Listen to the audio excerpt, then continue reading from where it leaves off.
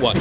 Hey, this is Leighton from Just Collect, and we are here at the Philly Card Show. If you want to check out any details about future upcoming conventions here, go to thephillyshow.com. And I wanted to make sure I filmed this piece of content today because it's not often you come across a 1952 Topps uncut partial sheet. So first, for those who are watching that do not know what an uncut sheet is, they were actually bigger than this at the factory in 1952, but nonetheless, when Topps would produce cards for a particular year of issue, they would produce them in larger sheets of uncut cards like this. Of course, the machines would then cut them up, divide them into wax packs, cello packs, who knows, vending, etc. And as you can imagine, surviving relics of yesteryear are not common. And in fact, of the three iconic sets of all time, T206, 1933 Gaudi, and 1952 Topps, between all three of those, you could probably count on maybe both, two hands, how many uncut sheets or relics still exist from those iconic baseball card issues. And so when I was set up this weekend at the Philly show next to Bob and Dan, I saw this and I knew I wanted to hear the story behind it. I don't know what he's asking, so we're going to find out. I doubt I'm going to buy it because it's probably more than I want to spend. But I know that Tom did not buy it, or at least not yet. I think you're laughing, but it's true. So anyway, Bob, at the very least, I want to share some hobby history today with folks who don't know you, don't know me, but can appreciate a really great piece of baseball card history. Even though it's not a card, it really is a piece of our hobby history. And I want to hear about the story as far as how you got it. Do you remember the time, the place, and when you paid? Well, if you don't want to share when you paid, that's okay. Sure. The sheet was purchased by my father back in the early 80s at the Silver Spring Armory show in Maryland. And Bill Huggins, House of Cards, used to put that show on, and I think it started in the late 70s and then in the early 80s. And we were set up the show with Danny McKee and his dad, Dan McKee. And a gentleman came into the show at Silver Spring, and he had a stack of the 25 sheet or cards on the sheet of the 52 Topps. And as far as the stack, it's unknown how many were there. It could have been, 4 or 5 dozen sheets.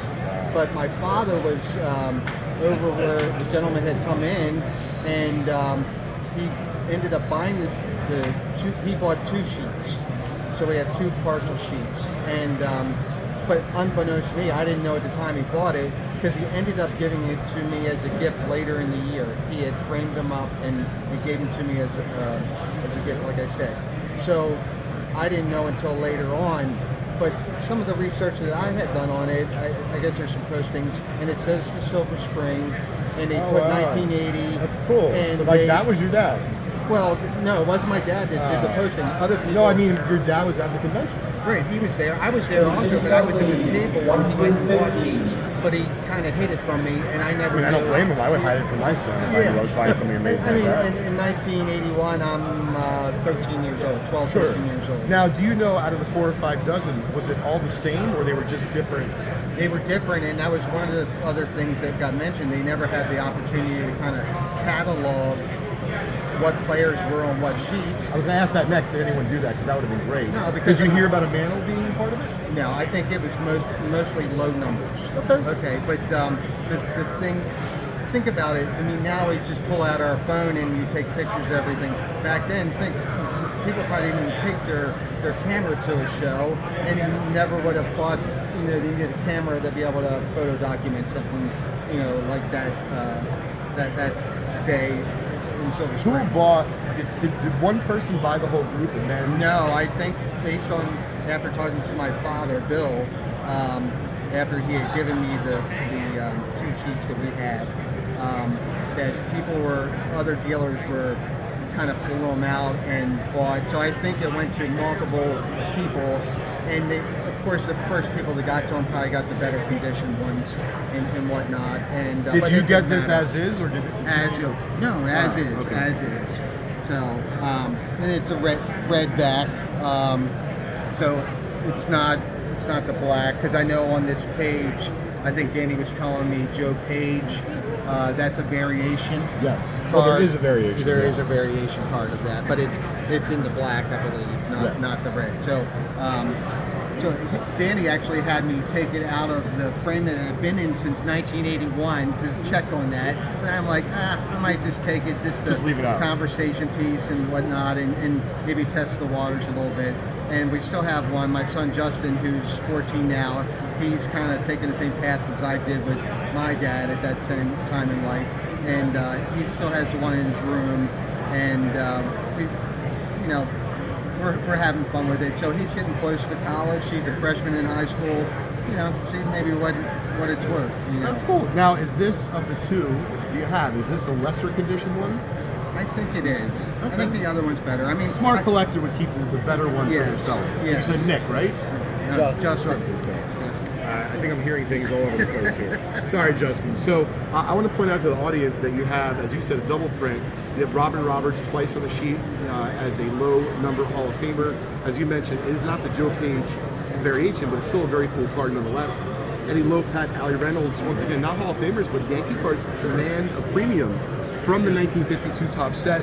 As I mentioned, that's the number 80 card, which is the last card in the low number series. This is worth a lot in high grade, meaning like PSA 8 or higher. And to be fair, a lot of the low number series in PSA 8 or higher sell for a premium versus like the mid-series PSA 8s from the 1952 top set. Now, I don't think these cards look near mint to mint. That being said, there's not many of these left out there. Right. I mean, there's just not that many of them. Yeah, it has some condition issues, and the other one does as well. But it displays great. The color of it is. Oh no, I think it's fantastic. Yeah. So now the question everyone wants to know, but we don't know if he's willing to tell everyone. What did you pay Richard Dad's back? I don't know, but I'm assuming it was probably less than $100. Oh my God, that's unbelievable. Well, I wish I lived in the early 80s. To be fair, I did, but I didn't have money. I wasn't doing a lot of my own buying, I guess. In that point. So for everyone who's out there, what are you asking for this iconic piece of baseball card history? I offered it up for $18,500 yesterday. And one collector who's really into 52 tops. So, he gave it some consideration. But he I think he's going to ponder a little bit. But that's where I'm at on it right now. I want to clarify for the audience. 18.5, I believe, means $18,500 US. Correct. Now, the reason why I say it so specifically is because Monty, I believe, was at the booth yesterday, where we had a gentleman who was interested in a 1966 Topps Mickey Mantle PSA 9, and thank goodness he was there. So I saved to the gentleman, it's $25,000, and he asked me the best I could do. So I told him it's a really good card. It's very well centered, high up to the grade. So I tell him $22,500. And he starts taking out the money. I'm like, wow, this is the fastest five-figure deal I've ever done. This is amazing. I'm thinking my friends who are down, like, they're good luck. This is great. And he starts taking out the cash. And I'm like, he's like, are you stuck? Because you're at $2,500. And all of a sudden, you should see this embarrassment that came over his face. I felt terrible for him. He's like, wait, you meant $25,000? Yeah, $25,000 that came down to $22,500. That's why I'm clarifying all numbers. So for the audience that's watching, 18,500, 18,500 US. Now, Bob, if they wanted to find you, how would they do that? Do you have a website, an email, or they can go through me and we'll broker it together. That sounds good.